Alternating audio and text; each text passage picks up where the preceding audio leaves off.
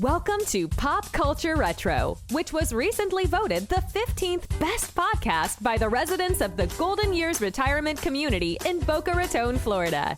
Each show, we'll revisit some of your favorite pop culture memories with insider and outsider perspectives.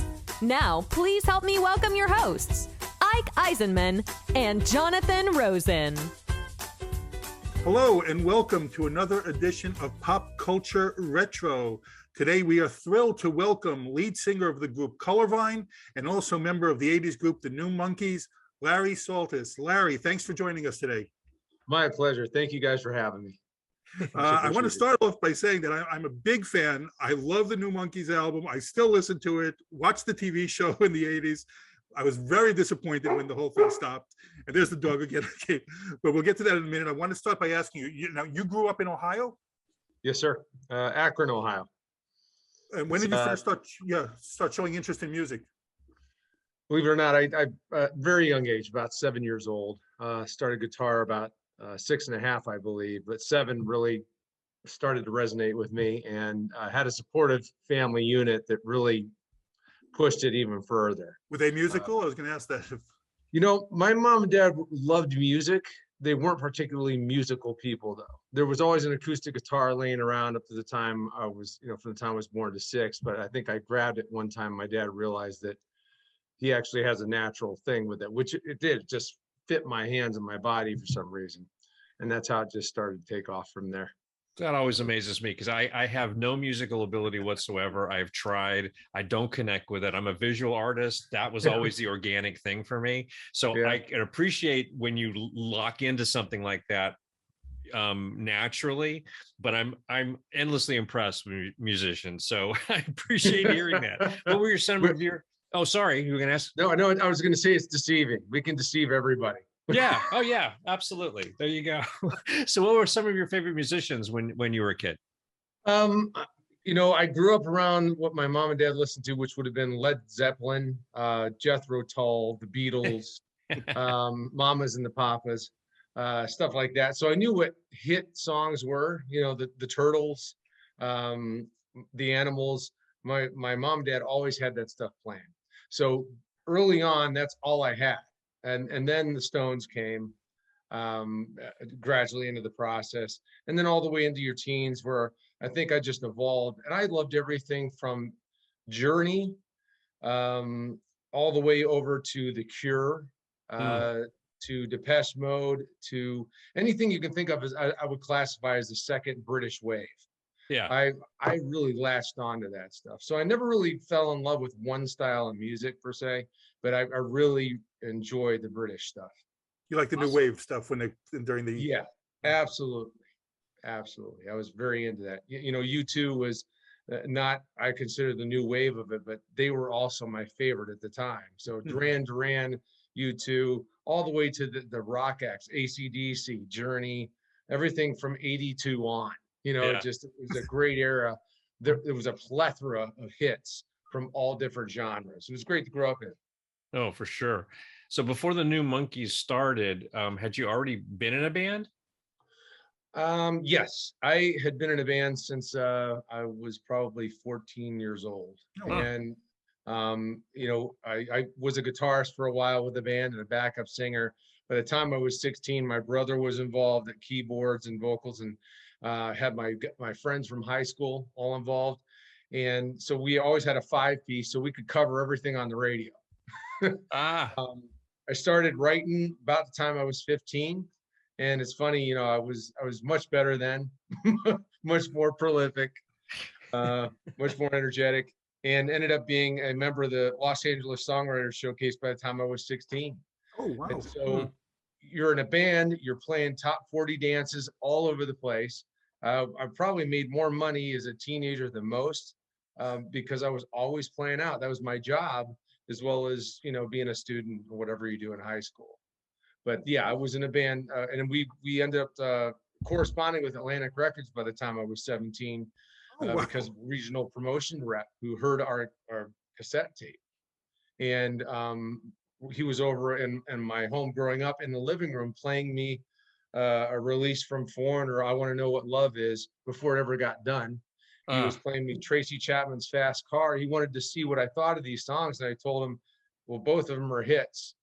And he said, we'll see about that. And they both were. So Wow. I was trained to have that type of ear by, people who knew what they were talking about. Yeah. And so, yeah, was in a band before the New Monkeys. What was the name of the band? I have to ask now. The name of the band was called Scheme, SCHEME. Okay, very cool. Now so you're in a band, 86 comes around, there's this whole resurgence by the Monkees. They're played on MTV a lot, they're on new tour and album. Had you been a fan of theirs at all? I always knew the Monkees growing up because that was another hit adventure. I always knew about them, always watched them. I was actually watching the VH1 releases. Oh, okay. That's how I got the New Monkeys audition, because the Monkees had grown again and had this new awareness through that period. And then they had the advertisement on the television, I believe it was MTV, for the New Monkeys in New York. So the Monkees were the reason I actually found out about the audition, because I was watching the Monkees reissues on VH1. So it's just from VH1, just a commercial on VH1 for that? Yeah, they did a special commercial, an advertisement that said we are auditioning people in New York, and it was for the New York Cattle Call audition. Amazing. God, yeah, it's crazy. Do you remember who was involved from the original production? Yes, the original producers of the original show, Steve Blauner, Peter Rapelson, and Bert Schneider. They were the three original producers. All those same original people. All the same guys. Right. The story goes, the reason why they did the New Monkeys is because one of their children actually was watching the original Monkeys shows as they were re-airing again, and said, "Dad, why don't we have our own? Why don't we have our own Monkeys?" That's a phone call was made, and within 2 days, I think the project was conceptualized, and they were looking for the writers to create the show. Oh, interesting. So you went out to New York. You said you just drove down, or you? It's a little more even Cinderella than that. I was, I think, playing soccer that day, and it was summer before I was going to Kent State. And I came home. There were 2 tickets on the kitchen table to go to New York. And I said, "Well, what's this?" And they said, "You're going to that audition," because I had talked about it. But the reason was they thought that it'd be a good a way of me testing myself and just getting out there, seeing if I had any talent at all. They didn't expect me to make it. That wasn't the deal. So, but I went there and I auditioned there. It was I think 5,000 people were in New York. Unbeknownst to me, there was another audition in LA that was about 4,000. Oh, you didn't know that there were two going on? No, I just thought New York was it. And I think I stood in line with my mother because, I was 18 years old going to New York, so she had to go with me. And I passed through the 3 phases at that time. The first one was just an interview for about 30 seconds. And the second stage was to play your instrument. Third was to do improvisation. So I think the first audition, the first day was when they asked me to stay. I said, "Stay for what?" The second audition. I said, "Okay, great. Where do I go?" "No, it's tomorrow." And I went, "Well, I can't stay here." So worked it out, stayed overnight, had my guitar FedExed because I didn't know any better. I was 18. I didn't know SIR Studios, where the auditions were being held, would be a place where they'd have instruments. That just wasn't in my brain. So I got my guitar shipped, did the second audition. They asked me to play a song, and I did, I think, 45 seconds of a song by NXS called "This Time," which not a lot of people knew what that song was, but I did. And I was the only guy all day who played a song from that genre at that time. And I think that's why I got noticed, because everybody else was doing original Monkees tunes. Jeez. So I just did that. And then the next thing was, I think I had to sell a watch. Another kid and I were on stage together, and we had to sell watches to each other. And that was it. But the room at the time was full of celebrities. Mark Goodman from MTV was there. There was a country artist at the time that I don't remember his name now. David Sanborn walked in the room. some other people from VH1, some bigger producer types. So the room was full of these people, and I like, oh great, I'm dead. This isn't going to work out, but it did. In the long run, or the short-term long run, I call it. They sent me home, say, hey, great, you were great. We'll call you if we need you. So it was just like everyone got up like playing little songs and everything, and singing. Yep. And they wanted to see your acting ability as well. Yeah, which I didn't have. It was terrible. But I'm still not an actor. Went home though, and I went to Kent State for about 3 weeks, and that's when I got the call from Steve Blauner, the executive producer at the time, who said, hey, you're one of the final 9. And we need you to come out. And I said, no, I can't waive my semester at Kent State. I've just got here and I'm paying for it. I just can't drop out. He said, don't worry. I already talked to your mom and dad. You're coming out in 2 days. So, oh man, that was that. So thrown right into it. Yeah. And that's the best way to get it, by the way. That's the best way to have it happen. But within, I think it was 2 weeks out there with a bunch of screen tests, I knew I was chosen. They told me you could still see the Mark Goodman New Monkeys, like, interviewing, going through the crowd. It's still on YouTube now. You can still catch those, which is fascinating to watch. Great. Yeah, it's great because MTV was the thing, right?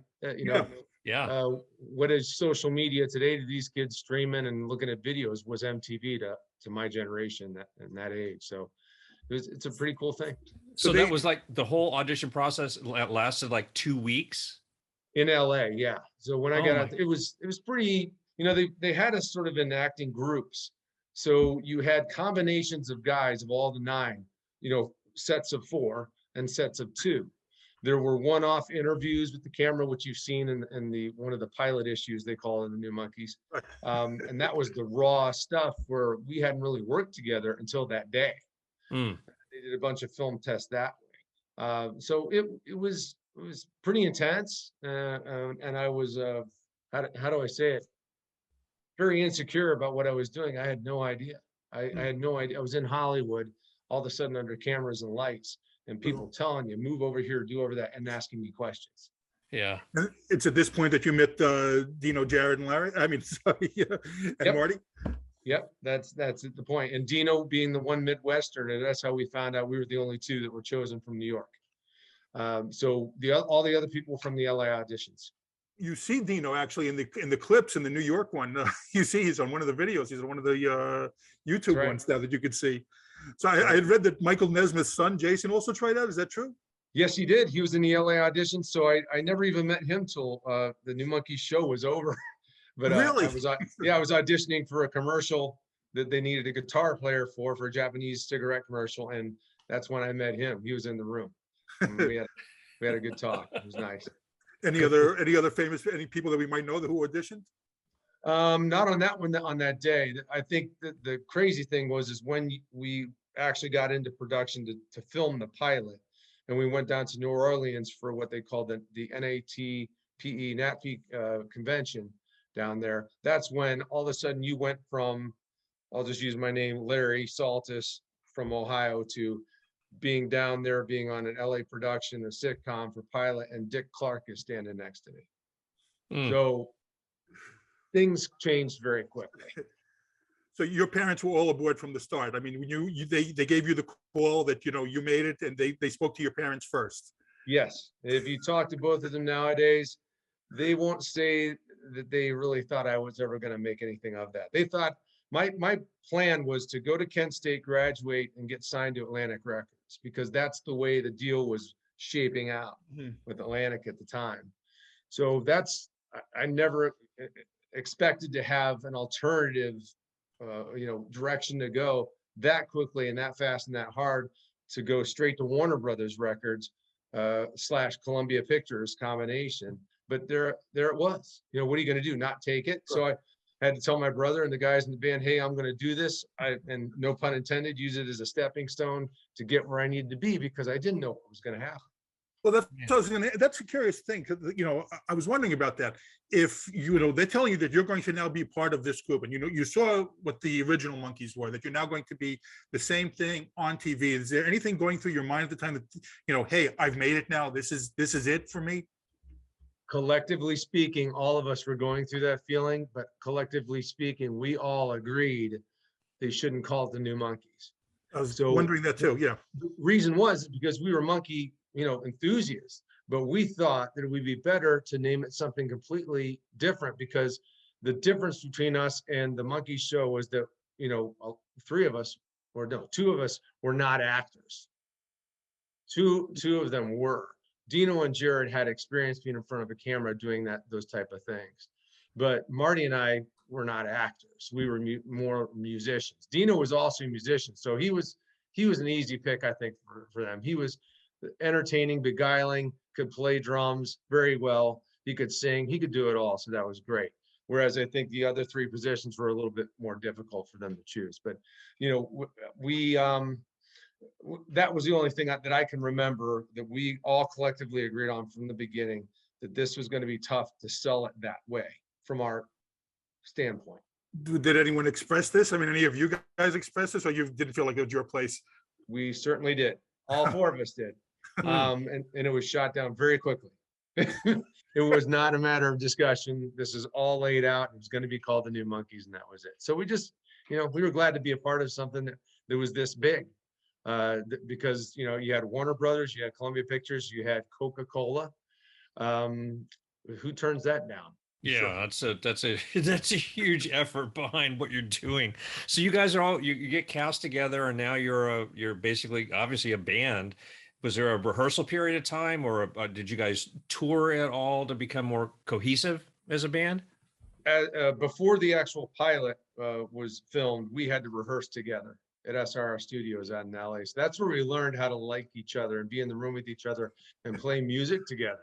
There was nothing like it. It was a blast. Every day you're going to SRR Studios at a certain time, probably 8 hours at a time, and just goofing around, playing songs together, writing songs, and Warner Brothers coming down to check in on you to see if you could be part of that development for the record at the same time. So we learned our chops together there and how to be in a room together and move together. And then we had acting lessons with a guy named Ed Greenberg, who was Robin Williams' acting coach. And he really, it was pretty intense, because I was not an actor and I had to learn what that meant. And that was a good month of really, really intense acting coaching. Bill Hudnett was also one of the coaches at one time. All embarrassing for me, to be quite honest, because I just didn't know what I was doing. I think Marty felt like me at certain times too, but Dina was a natural, Jared was a natural, and everything fell into place that way. But we never really got to go on the road together. The agreement was, once the TV show had aired, Warner Brothers and Columbia Pictures were going to work together to strategically find out, okay, what can we do to get these guys on the road? But they wanted something to be a hit first. You wanted a hit TV show, and you wanted a hit record. I think both companies were depending on the other to work out.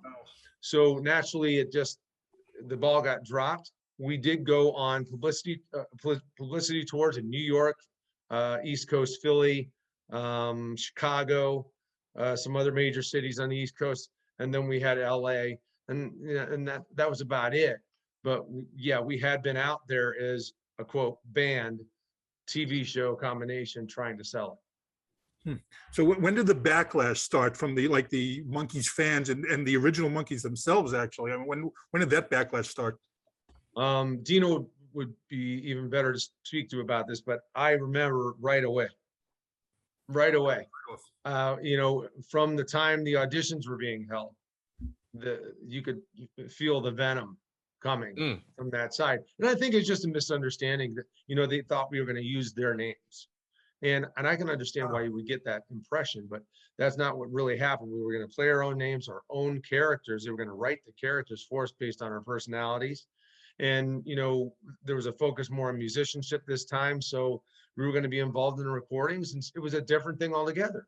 But, now what we know of is Big Time Rush and, anything that you've seen on American Idol and things that form like big, One Direction and all that. I think this was the original concept of that. I would agree. It's definitely the precursor to it. And there's the dog, of course. Yeah. Um, so It's okay. Mine's in the kennel today, by the way, because my wife had to go to Pittsburgh, and I'm like, I'm not taking care of the dog, trying to do an interview and going to work tomorrow. I can't do it. I'll be the unprofessional one. So did you remember any comments from the Monkees at the time that, about that? Yeah, pretty vitriol at the time, and that's okay. However, there was a time at Cherokee Studios when we were recording the record. The Monkees were actually recording at the same time in one of the rooms in the studios, and we didn't know it. Oh wow! We went out for a break from the master room to go, and I went to the bathroom, of course, and I think Dino did. He went out first. By the time I got out of the bathroom, apparently everybody met the Monkees. I'm the only guy that didn't. So Dino, Marty, and Jerry got to talk to the Monkees and sort of hash things out a little bit and work it out. But over the years, even with Micky Dolenz, being in the room at certain times when I wasn't there, Marty was in the room with him a couple times, Dino was, it wasn't a nice, fuzzy, warm feeling you got. And I think it was only based on misunderstanding conceptually, but at the same time, I'd say the backdrop for it was the way that the Monkees were treated by the original producers, and the original producers being the ones heading this thing. I think that's what probably did it. It had probably nothing to do with us. Now, they actually sued the production? Is that true? Yes, they did. And we actually had death threats when we were on that publicity tour. It would have been, I'm thinking sometime February of 87, somewhere, or 88. I get them all mixed up now, but I think that's where we had a death threat on us. And we're taking a limo to Philly, and we all we knew is, you got to be careful. Got to be careful, because there's people out there that just really hate you. Unbelievable. So that's what I'm saying. When the initial backlash hit, was there concern? At some point, it's got to go through your mind. Maybe this is not the great thing that all the producers are telling you. You guys start talking about that? Yes, we had many talks about that, and I think we all felt that maybe this thing was doomed because we had no support. And the truth was, we did have support when new fans would hear the record, or Warner Brothers definitely wanted it to succeed. Columbia wanted it to succeed. However, the support needed to come from the audience, and I don't think even preceding Cosby on Fox did it. We had plenty of watchers on the first show, but I don't think there was enough support for it. Man, well, did you have any input? Oh, I'm sorry. Go ahead, John. No, I just want to follow up on that. So if this had come out, maybe maybe a couple of years afterwards, this probably might have been better than at that time when the Monkees were just like shooting up again. No, I think the trick would have been to not have the name it all. I really do. I think it would have made a huge difference. It's sort of like Simon Cowell from the American Idol show Inception. He started another show called The Making of the Band. And he had this great philosophy of let's do this and that. Well, it turns out that his music director at the time worked with us. And she told him in the meeting, in the think tank meeting, it's already been done. He said, what do you mean? She said, well, it's done with a TV show called The New Monkees. Have you ever seen it? He said, no. So she made him watch it, and he dropped the idea because it wasn't new to him. Wow. Geez. So I really think it probably could have done much better with different name properties. Well, did you have any input into the process of making the show or choosing the music? I will say, not in the show itself, but I was blessed to be able to have all of us were to be involved in the music part of it. You had Warner Brothers Records, and you had some of the best people working on that record who'd been working on hits for years, who signed Prince and Madonna and James Taylor and, everything you can think of Warner Brothers, they did. And they wanted it to work. So they did reach out to us, and I even got to have a song on the record that I co-wrote with some other people. Marty Ross was, very influential in getting Affection on that record. If it weren't for Marty, that song wouldn't have been on there. And so to speak, if Marty hadn't sang Boy Inside the Man, it wouldn't have gotten on that record. It was a critical process, meaning that it was analyzed very well. Due diligence was done. They wanted hit songs, but they wanted our identities to be with it. So they involved us. What song does Larry work on? What song does Marty work on? And so on, so to speak. So it really was a great process. And that was the part that I think we had a lot more influence in rather than the TV show. The TV side. And like I said, not just saying because you guys come out. I mean, I've spoken to Ike about this before. I love the album. I still listen to the album. I love Corner of My Eye, and so it's you know, it's still, you know, a fun record. It's really a great record to listen to. So you know, but I want to ask, you know, now, unfairly or not, you know, they kind of everyone, like, I remember the time, kind of matched up which you guys were to the original Monkees, and you know, like they thrust you into that Davy Jones role, and you know, the TV show, the same thing. So was there, do you remember there being talk about this, like, oh, we need the heartthrob, we need the goofy guy, do we need this, you know? Do you remember that talk?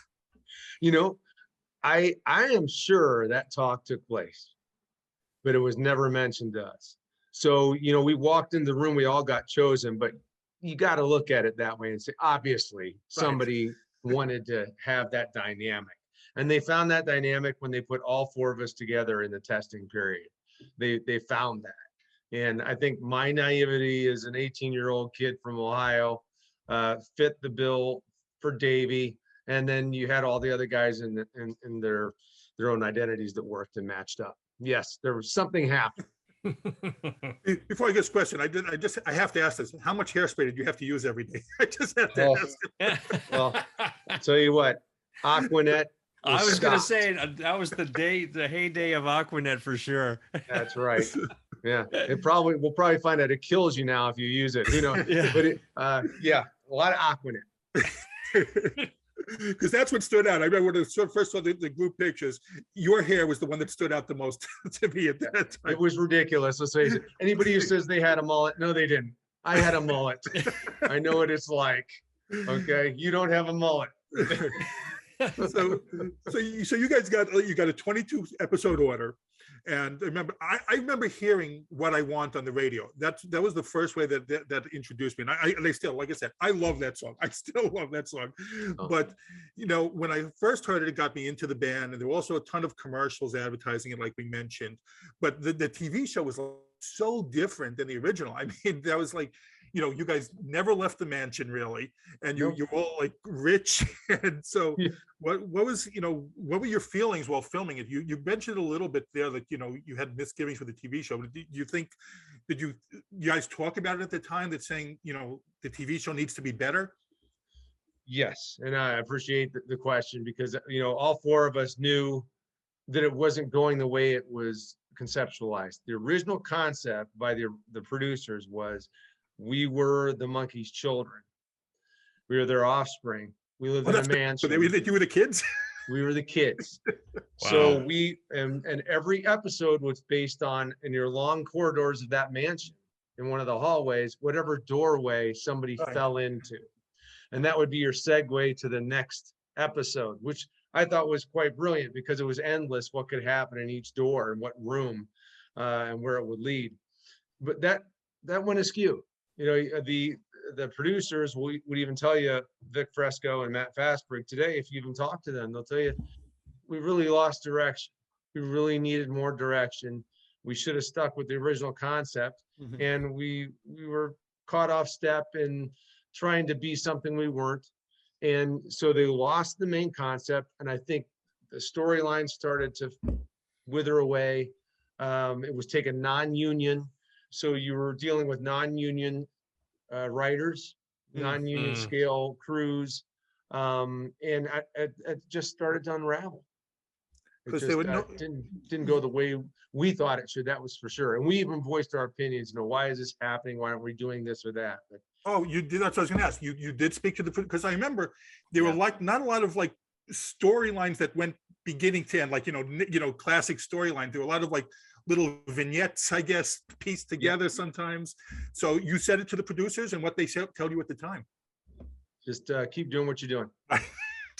Just smile. God, they love to say that. They love to say that. Yeah, they do. I mean, just show up. Yeah.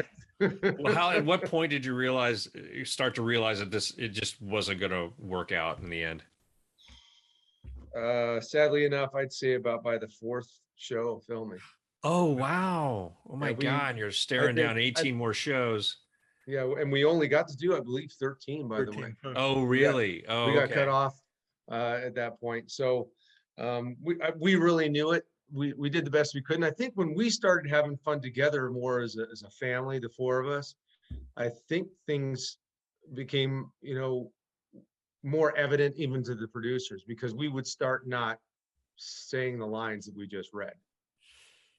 We'd be in the room together and we'd just start doing what we wanted to do, being insubordinate, just to, so to speak. Also, just picking up something and throwing it across the room during a scene you're filming, just because you're getting so aggravated about stuff. And we found ourselves being isolated from one another for separate storylines for these little snippets in the shows. And one guy we wouldn't see for 3 or 4 days, we would all have pneumonia at the same time, because we were worked to death. Wow. I think we bonded then. We ended up going to see the doctor and somewhere together. It was pretty funny, but we all knew, we all had that feeling. We didn't think it was going to work out. Yeah. Well, what was the conversation like when they finally did cancel you?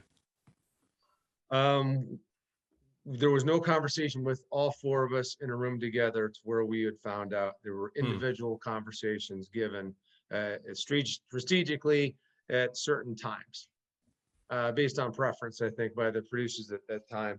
And they only wanted to tell you so much what the real story was. Yeah. But it was just that the show got canceled. That was the bottom line. And you need to come up and pick up any, personal belongings you may have left in your trailer. And that was it. And then we found out that, how we found out is my personal guitar was sold in an auction. Oh my God. They had auctioned off all of the stuff that we thought was called loan memo deals. So my Marshall 24-track machines that we had, keyboards, guitars, all that stuff that were given to us were actually given to us.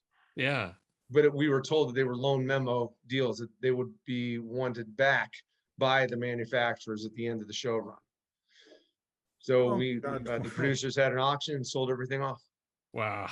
Welcome to show business. That's amazing. Yeah, man. It was a tough lesson. You learn hard. Wow. You learn hard. Yeah, because even you said, I know the 13 episodes, even the 13th was just like a clip show, just like they didn't even use you guys really for that. No, we call that the great give up. They could have done a blooper show. We kept pushing them for bloopers because there was some funny stuff. It would have been the best episode of all of them. Might have even, but the story was that the show was going to be picked up for another run. Mm-hmm. I actually don't think so. I don't think there was a story that was going to be picked up for another run. I think it was a cold, hard, fast stop. And I think it came from Columbia Pictures. Because in the original series, they had the moments that let you see what each of the group was like, so the fans could get to know them, and they never gave you guys that same consideration.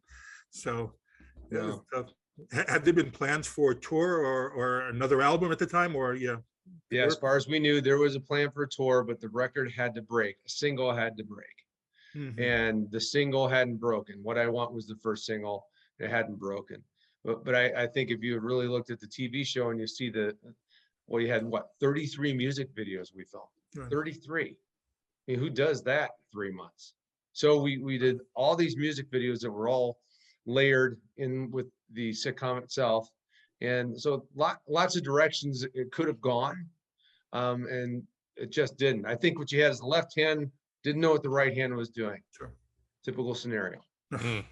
In the immediacy of Cancellation, what did you wind up doing? What did you do next? I have to say, it was a really disappointing type of shock. And I think you get defensive. So you think right away. You have no choice. What's my next step? And I remember putting in a call to Lenny Waronker at Warner Brothers. Actually, it was the other way. I was home. It would be November of that season. Maybe that's 89, 88. I get them mixed up. Sorry, but he had called me because I had been on WMMS in Cleveland for a radio interview to break that single. So the show's on TV, and we're trying to break the single. And it was called a hit or miss thing. So the people in the audience would call into the radio station after they had heard the song and vote whether it's a hit or a miss. and it actually came out as a miss. Mm-hmm. So Lenny Waronker must have known about that. The president of Warner Brothers Records at the time called my home phone in Akron. I answered, talked to him. He said, "What happened?" I told him what happened. He said, "Okay, maybe when you get back to LA, we should probably talk about alternative employment." So that was the record arm, the indication to me that they weren't going to back it. So if they're not going to spend money on the single, and Columbia Pictures is worrying about them breaking the record to make their TV show go, you can see how it all sort of collapsed. So my direction at that point was to go back to LA as soon as possible, meet with Warner Brothers Records, and talk about some type of alternative role with them, and be a musician, songwriter, and do whatever I had to do. No. One thing that I see though that does impress me is that the four of you are still, you know, really great friends. And so was that straight through, or was that just like, you know, a reconnecting later? You know, there was a common thread the whole time. We all had our differences of opinions at certain times, and maybe we rubbed each other the wrong way at certain times. In the end, though, quickly after the show was done, even though there were longer gaps for different combinations of the two of us, let's say for me and Marty being around each other, or me and Dino, or me and Jared, I ended up writing with Marty and producing songs with him. I ended up always hanging out with Dino. Jared was the one that took a longer time. But you know, we all came together. I think the first reunion we ever had was so easy because we had already been talking to each other. So we always made sure we stayed in touch with each other, even though I lived in Ohio and they were out in LA. Always talk to these guys every 3 months. And now, to be quite honest with you, there isn't a month that goes by where there isn't communication. It's just the way it is with us. And I think we all love each other because we've been through something, you know, pretty traumatic. And we were pretty much chewed up, spit out, and left to go back to what we thought we knew.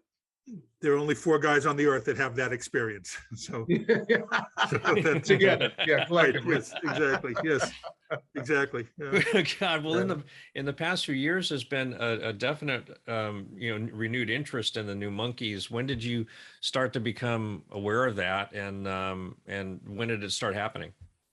The guys would call up and we'd talk together, and there was a softening of the original Monkeys audience to the whole concept of the new Monkees. And I think it came out where a couple interviews were done, and the head of the fan club softened up and said, you know, whether we like it or not, that was a great record. That's how it started. They may not have liked the show or thought it was worth much, but they thought it was a great record. So I think that in the end, the music actually softened the hearts of the people who were huge Monkee fans and brought it all together. And then you hear about Micky Dolenz softening up, and you hear about Dino or Marty talking to them and talking to the guys who run the fan clubs, being interviewed by people who interviewed the Monkees. And then this swell started. And I think finally just get an appreciation for, hey, look, what we went through, we didn't do with the intent to hurt the Monkees, the audience, or anything. We intended to just do well doing what we were doing, but we were called the new Monkees. And we're sorry. We never meant anything by that. And I think everybody gets it now.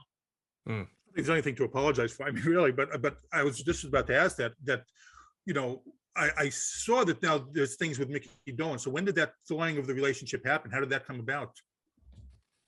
I wasn't there for it. I think Marty and Dino could answer that better, but it was definitely something that Dino and Marty wanted to have happen. They wanted to spearhead that and try to make something happen, because if anything, personally, you sort of want to get through that. You don't want people hating you because you've made a choice to do the new Monkees. So, and neither do you want the original Monkees audience, who's starting to soften up, fragment itself. You sort of want it to stay together and all like it. And so I think someone who, you know, Jody Ritson, who was in charge of the fan club for the Monkees, reached out to Dino and Marty and started that conversation. And she was the one who really got things going with the heads of the other fan clubs and making something work to where, hey, can we get these guys together? can we actually do this? And I think Jody was the one who got Micky Dolenz to sit with us finally at that last reunion we had in LA. And that was the gate opening up. Now we knew it's there, the breeze release there, the Monkees fans are there, new Monkees fans are there, all in the same room. We're all enjoying it. We all made up. It was a love fest, and it was great. So here we are now.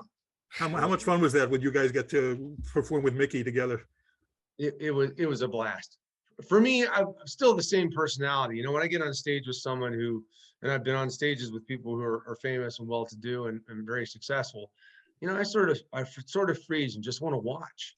I want to be out there. I don't want to be up here. And you can see in the film, I will sit there. I don't even touch my guitar. Very capable of playing around people like that. It's my time to watch them. So I enjoy it. Well, would you say there's a good relationship with Mickey now? And was there one with Mike before he passed? I think there was a very good relationship between Marty Ross and Mickey and Mike, because Marty was showing up at some of the shows with them and still playing around with them.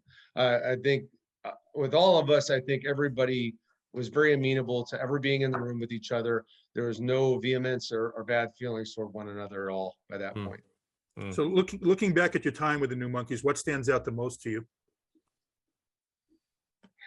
I think what I tend to do is make it look like it's not that big of a deal, but I really think it was a big deal. I really do. I think for anybody, whether you're 18 like I was, or Jared at 19 and Dino at 20 at the time, and Marty, he was the oldest. No, I don't think that's funny. It was a big deal. And I think you tend to look at your failures sometimes, you call them failures, and you just want to just not make a big deal out of them. But I think now we're to the point, anytime we can talk about it, we'd love to talk about it, love to share anything we know or any experiences with it, because not a lot of people get to do what we did. Yeah, I mean, it's so true. And there are so many shows like that have that were problematic for different reasons. And it's just kind of funny. I'm thinking, like, why would Annette Funicello be upset with the New Musketeers? Just because it's a whole new crop. It just doesn't make any sense to me. So it's very interesting. But I should ask you guys, what do you guys think of that though? Think about it. There was the new Gidget, right, New Monkees, and you had the new Coke. Remember New Coke? Yes. That was our sponsor. Yeah, wow.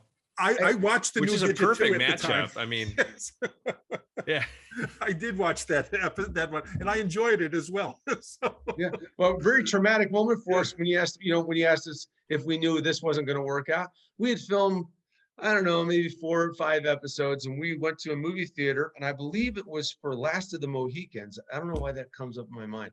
It was a movie opener, and they were going to run what they called our trailer for the New Monkees, which was being publicized for the first time. It was a new concept by Columbia Pictures to get on a movie screen and actually promote a TV show coming in the fall. Wow. So here we are, all 4 of us are in this theater. Nobody knows who we are, and it's packed. And the trailer comes on. We're looking at this, and we're like 35 millimeter, huge. Trailer goes on, it gets done, and everybody starts booing. Oh my God. Oh no. And we just looked at each other, and we just knew. I mean, it's like, wow, this isn't being received the right way. Wow. So, but we brushed it off, watched the movie, and went out partying afterwards. So, what are you gonna do? And you still got to go back to work. Oh wow. Yeah, still have to go to work. You got to do it. You got to do it. Well, why don't you tell us about Colorvine? When did when did you start that group? Oh, thanks for asking. That was really a combination of the guys from Scheme, which would be my brother and a guy named Tim Weiner, and having them come out to LA after the New Monkees thing was over and just start writing and performing again. It was very easy to bring up. Originally it was called Tower City because it was a place in Cleveland that we named it after. And we signed, we were the highest paid act to never get a record out, from 1989, 1991. Had the greatest rock and roll manager, Don Arden, you could have. We were signed to Interscope for 6 months, and then we were signed with 2 other deals amongst the Atlantic recording Oh, group. gosh. And, it just wasn't meant to be. We just, we had, once again, it was another experience for me where the biggest guys possible could be involved. There were all executive signings, not by A&R level stuff that you normally heard of, but all by big executives signing the deals themselves, putting us and developing us. And we had to write, I don't know how many songs. You had to have 7 out of 10 hits in order to record the record. And when you had your single that was going to be released, it was $500,000 was the budget. So fast forward, and then you get to Smells Like Teen Spirit that came out from Nirvana.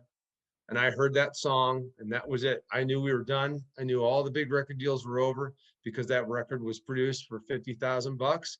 Sounded great. There were hits on it. The band was excellent. I thought, we're out. Went home, told Heath and my brother Heath and Tim, I said, we're done.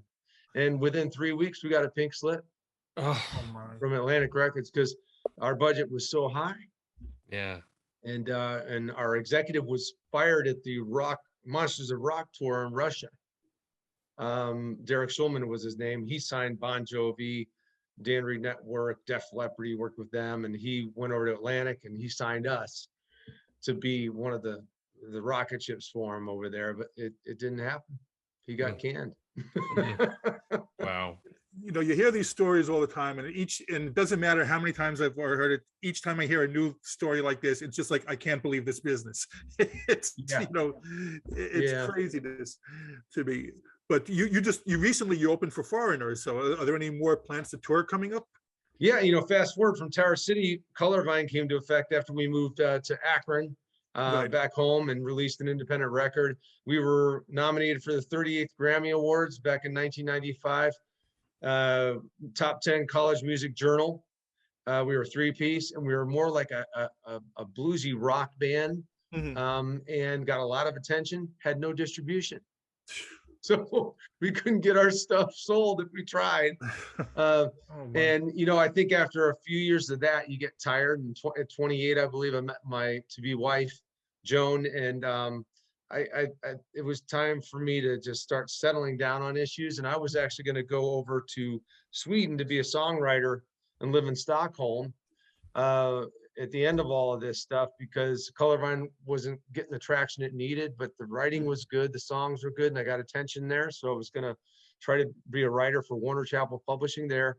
Next thing you knew, met Joan, and that was a wash. Kept doing Colorvine things until we got married, and then she got pregnant with our first child, and I thought, I don't want to do this anymore. I'm all out. My tank's empty. I gotta run for a while. So for 15 years, didn't play the guitar at all. I didn't touch it. Wow. Didn't sing a lick. Didn't do anything. And when my son turned 16, I just got interested again because my brother called me and said, hey, this band over in Europe wants us to write a couple songs for them. And it was all based on a reissue of a remaster from Tower City on Atlantic Records in 1996. And it was a very critically acclaimed record over there. It still is to this day. I don't know how many records were sold because, I just wasn't on top of it. But with that traction, people wanted us to write for them. So we had an opportunity to write, my brother and I. He wanted me to get in the room with him. So I did. We wrote 3 songs, and he looked at me and said, what are we doing? And I said, we're having too much fun. I don't want to really stop. So we did what we did naturally and wrote 10 songs and recorded them. And with a good buddy of ours named Danny Pallone, who was a roadie at first for us, but ended up playing the bass tracks for us on that record. Released it. Next thing you know, it gets the attention of Warner. And, funnily enough, they're Atlantic Records based.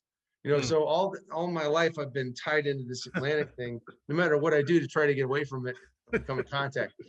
But a funny story is that Chris Frazier, the drummer for Foreigner, who has been for years, was a drummer for us when we were Tower City in LA. So, you weave this whole thing together. You can't write this stuff. And we're out there opening selected shows, got to take our wives and children to experience it, to be on the road in the summer. It was perfect timing, and did it. And then things were really taking off. 2020 was looking great, and COVID Oh, shit. Yeah. So what are you gonna do? Yeah. But here we are. We made it through that, and we're looking at some nice opportunities. I'd like to say I'm retired, only if someone asks us to open up for a biggie. Because you know I'm a construction company owner, so I have a real job and I'm an ownership. So I really love construction, but I can't get music out of me. It's just going to be there. Yeah. We have a rehearsal studio. A guy named Kurt Reed is now the third member of Colorvine, and we're, you know, it's a great thing, and it's in your blood. If you accept it, great. But I'm 54 years old now. I have no intent of going out there to be a rock star and a newbie, but I love the opportunity of being able to open locally for Foreigner, or the likes of Journey or Bon Jovi, if we can do that. Soon we're working on that. If we can do that, and I go home that night and I go to work the next day, who gets to do that? Right. Yeah. Wow. And I think that's where the joy comes in it. I love playing for a lot of people, and that's the only way to do it. You know, we play for 15,000 people as an opener because the other 5,000 haven't gotten there yet. Well, you know, it's good that you said it. Like, you know, I'm a writer and I can do other things too, but like, you know, I always will want to write the same thing in my bag. So it's the same thing with you. I think music's in your blood. Music is who you are. No matter what you're able to do, you know, all the things you do, it's still there for you. So right. I can understand that. You know, so would you guys release another album, or you don't think that?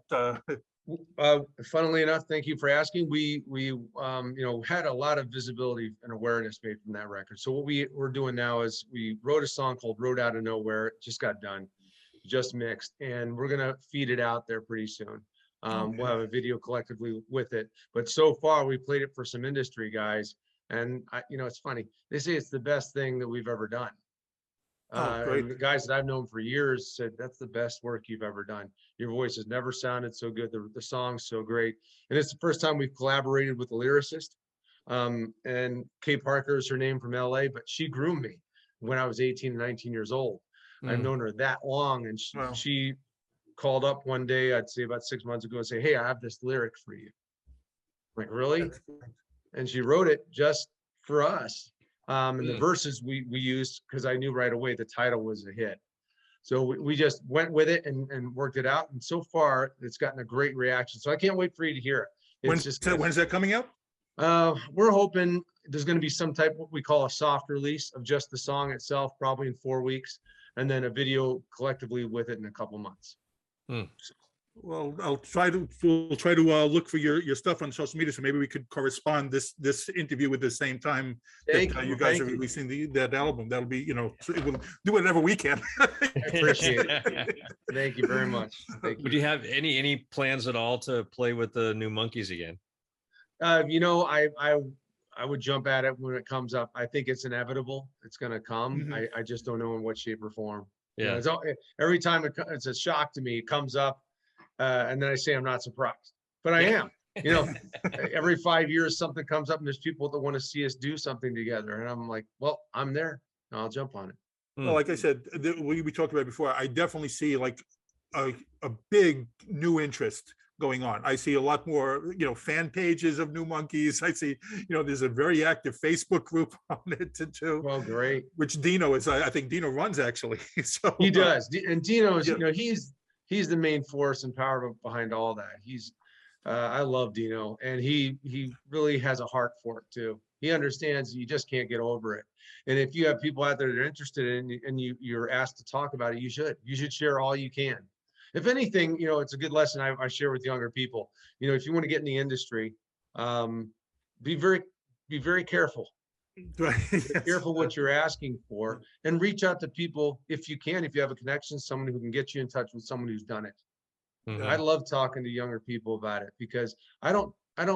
It's like construction. I try to talk people out of doing what they're doing because they're spending so much money doing it. So with kids, I try to tell them, if you're doing this, I try to talk them out of doing it, only because there is a price to pay. This is a huge sacrifice. Your career is not in your hands. This is not going to college, following a track academically to get where you need to be and land a job. That's not what this is. This is a creative thing that you have to, is not bridled. It has to be directed and channeled. People will come in to help you do that. The next thing you know, it's over. Right. Because somebody else made a decision that you were done. It's not in your hands. I think you and Ike is the same way as you, talking about his acting career. He's like, you know, to younger people too. I think have that in common, the two of you. Yeah, it's a tough road. It's a lovely road if you enjoy doing it. You know, right? Yeah, it works out.